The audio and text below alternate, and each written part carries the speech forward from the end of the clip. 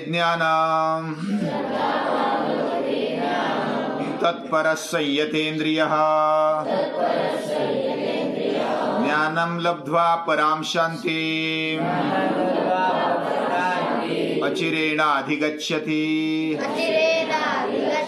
अचिरेणाधिगच्छति।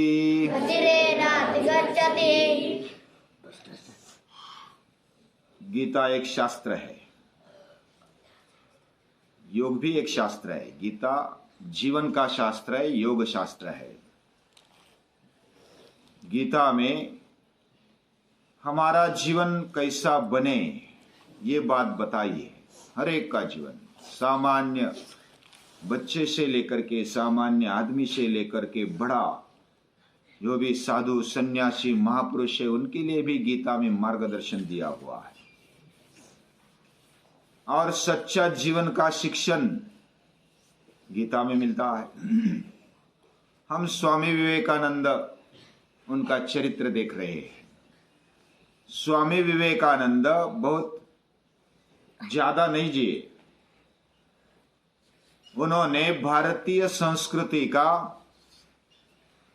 झंडा लहराया पूरे दुनिया में।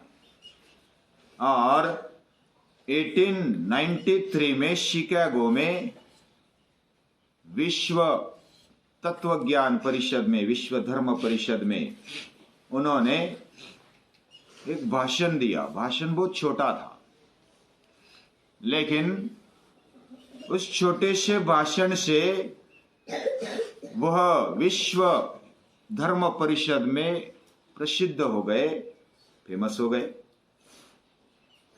अभी वो ऐसे केवल मुख से बोलते हैं ऐसा नहीं है। वह बोलते हैं तो दिल से बोलते हैं, पूरे अंतःकरण के साथ उनके शब्द आ जाते हैं। जब वो sisters and brothers of my America ऐसा शब्द निकाला तो ये केवल ऐसा बोलने के लिए नहीं था, सचमुच उसमें भावना थी।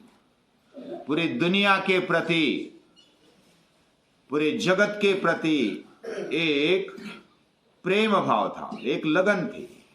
और वो उतरा हुआ तत्वज्ञान उनके बोलने में दिखाई देता है। जैसे अंदर है वैसे बाहर। और हमारा जीवन भी वैसा ही होना चाहिए। और यही तत्वज्ञान स्वामी विवेकानंद बताते हैं। हमारा बचपन से लेकर के, जन्म से लेकर के मृत्यु तक कुछ ना कुछ पढ़ना जारी रहता है। और पढ़ना जारी रहता है तो जो भी हमें जिज्ञासा भी होती है कि ये समझ लेना चाहिए, वो समझ लेना चाहिए। और हम देखते भी है, अगर कुछ ऐसा भीड़ में कुछ चल रहा है तो हम देखने के लिए जाते हैं कि क्या हो रहा है, क्या हो रहा है। एक सहज जिज्ञासा ये बचपन से लेकर के मरते दम तक होती है, होनी भी चाहिए। और इसी से हमें ज्ञान प्राप्त होता है। सच्चा ज्ञान अगर किसमें है तो वो अपने आप को समझने में है, अपनी शक्ति को समझने में है। Education means to draw out. मेरे हाथ में कुछ नहीं, मैं कुछ नहीं कर सकता हूं, ऐसी बात बोलने वाला अपने आप को समझता नहीं है। ऐसे स्वामी विवेकानंद बोलते हैं। वो एक उदाहरण देते हैं। एक राजा था और राजा ने किसी भविष्यवेत्ता ने कहा कि तू 6 महीने में मरने वाला है। और वो जाना माना भविष्यवेत्ता था। वो राजा के पास आता है, राजा का हाथ देखता है, बोलता है तू मरने वाला है। राजा डर गया, 6 महीने में मरने वाला है। वो कांपने लगा। मरने से सभी डरते हैं, ये क्लेश है बड़ा, अभिनिवेश। 5 क्लेशों में से एक क्लेश है अभिनिवेश, मृत्यु का डर। वो सभी को होता है, लगभग विद्वानों को भी होता है। और ये सुनते ही वो घबरा जाता है। उसका जो प्रधान है वह सोचता है कि ये कैसे निकाला जाए, इनका डर निकलना चाहिए, भले मरेंगे तो मरेंगे लेकिन डरना क्यों। तो वो राजा के पास आता है। प्रधान बोलता है क्या हो गया, क्यों डर रहे हो। बोले कि मैं मरने वाला हूं तो डरना ही चाहिए, मुझे डर लग रहा है। और ये भविष्यवेत्ता ने कहा ऐसा वैसा भविष्यकार नहीं है, उसकी भविष्य की जो पढ़ाई है वो बहुत ही अच्छी है और वो बोल रहा है।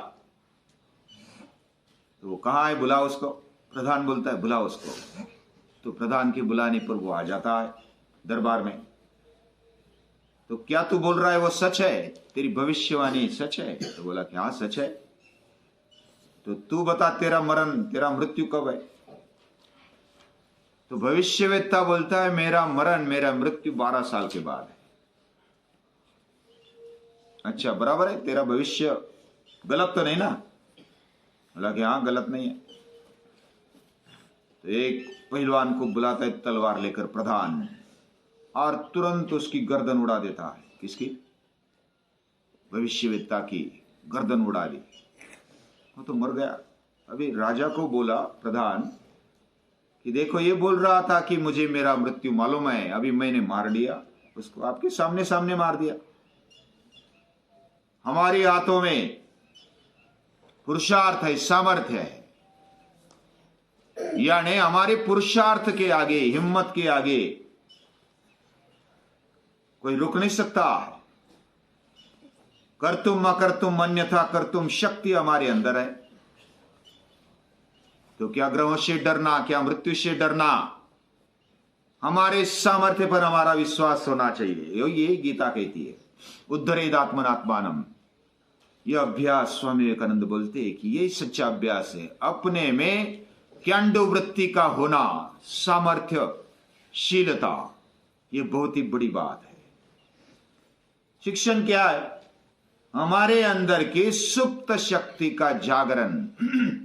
हर एक के अंदर, each one is potentially divine. Education means manifestation of divinity already in man. हर एक के अंदर ये दैवी शक्ति बसी हुई है और उसका जागरण ही शिक्षण है।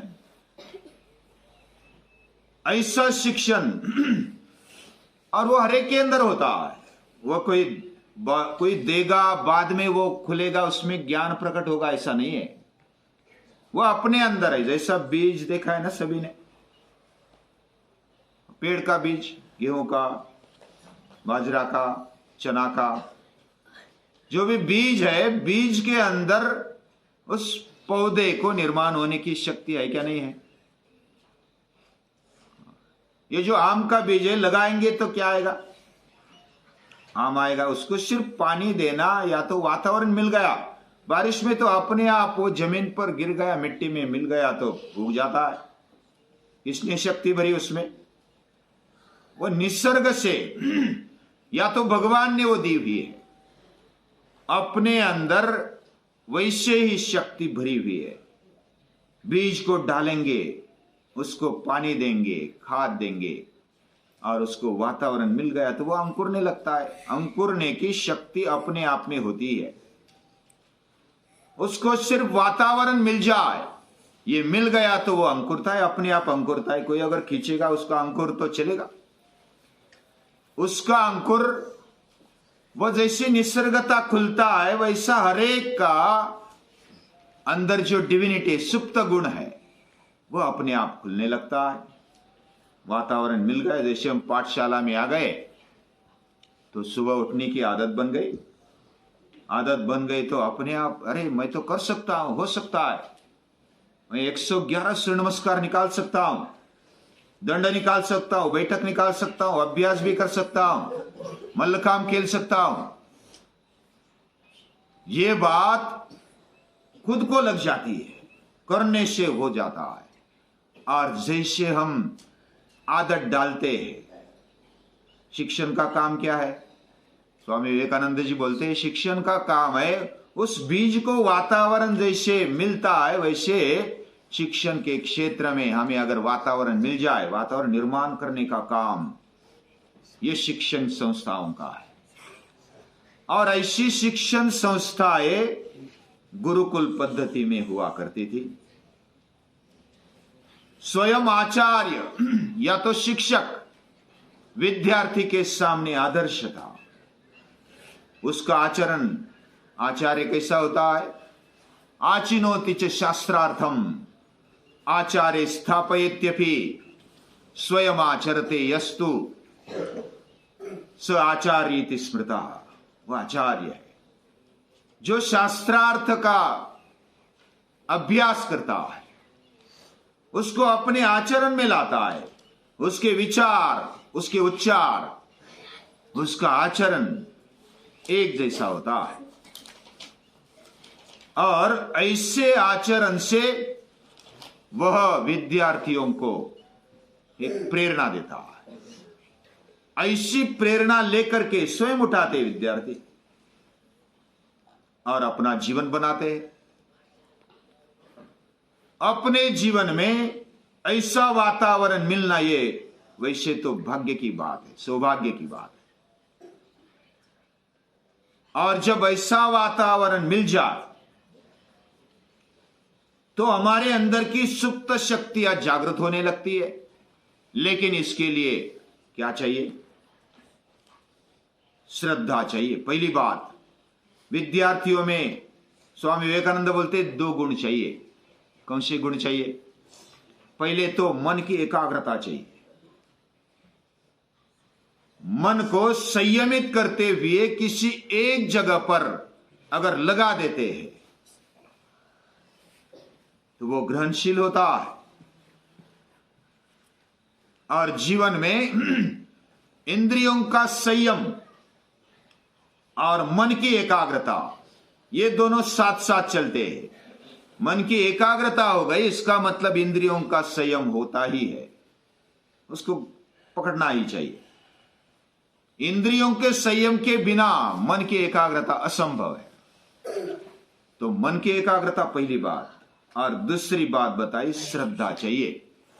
श्रद्धावान लभते ज्ञानम, गीता में कहा है, अध्याय 4 और श्लोक नंबर 39।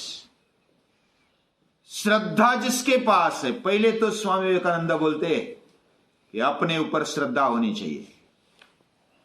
मैं कर सकता हूं, बन सकता हूं, हो सकता हूं, आई कैन डू, यह हिम्मत हमारे में होनी चाहिए। और उसी के साथ निर्भयता आती है, प्रामाणिकता आती है, विनयशीलता आती है, लगन आती, कष्ट करने की वृत्ति आ जाती है, सेवा भाव आ जाता है। एक एक करके श्रद्धा से और एकाग्रता से आने लगता है। तो विद्यार्थी के अंदर ये एकाग्रता होनी चाहिए और श्रद्धा होनी चाहिए। जिसकी जितनी श्रद्धा है वैसा वही बन जाता है। यो यत् श्रद्धस्यैव सः, जैसी जिसकी श्रद्धा है वैसा ही वो बन जाता है। मन की एकाग्रता हो और श्रद्धा हो, ये जब विद्यार्थी के मन में जैसे खुद के प्रति श्रद्धा हो, मैं कर सकता हूं, बन सकता हूं। स्वामी विवेकानंद बोलते हैं कि जो खुद पर श्रद्धा रखता है वही आस्तिक है। जिसकी खुद पर ही श्रद्धा नहीं है वो भगवान पर क्या श्रद्धा रखेगा, क्योंकि खुद में ही भगवान है। और गुरु श्रद्धा होनी चाहिए, गुरु के प्रति नितांत श्रद्धा होना, और वह भी ऐसी अंधश्रद्धा नहीं। तत्पर संयतेंद्रिया, गीता क्या बताती है? वो तत्पर होना चाहिए, यानी कि जो भी कर रहे हैं समझ कर रहे हैं, बुद्धि को चलाकर उसको जांच रहे और कर रहे, विश्वास है कि मैं कर सकता हूं। और दूसरी बात, वह संयतेंद्रिय है। संयतेंद्रिय होना, संयतेंद्रिय होने के लिए अपने आप को ध्येयशील बनाना पड़ता है। जब विद्यार्थी अवस्था में जब गुरु के पास विद्यार्थी जाता है तो विद्यार्थी को शिक्षक बोलते, तुझे इधर रहना है तो श्रद्धा से रहना। दूसरी बात बताते तप करना, और तीसरी बात क्या बताते हैं? ब्रह्मचर्य का पालन करना। ये 3 बातें याद रखो। क्या क्या बताई मैंने? श्रद्धा से रहना खुद पर और गुरु पर और भगवान पर। दूसरी बात क्या बताई? तप करना। तप यानी मेहनत। जो भी हमने तय किया है, हमारा जीवन अच्छा बने, हमारे जीवन में ध्येय निष्ठता बना करके हम उसके लिए जो भी करना पड़े वह करने के लिए तैयार रहे, मेहनत करने के लिए तैयार रहे, सुबह उठने के लिए तैयार रहे, अभ्यास करने के लिए तैयार रहे, मेहनत लेने के लिए तैयार रहे। ये तप है। तपो द्वंद्व सहनम। जो भी सुख आता है, दुख आता है, कभी मन के जैसी बात होती है, कभी मन के विरुद्ध भी हो जाती है, उसमें ध्येय पर बने रहने का जो सोचता है, जो हिम्मत धरता है, वह तप करता है।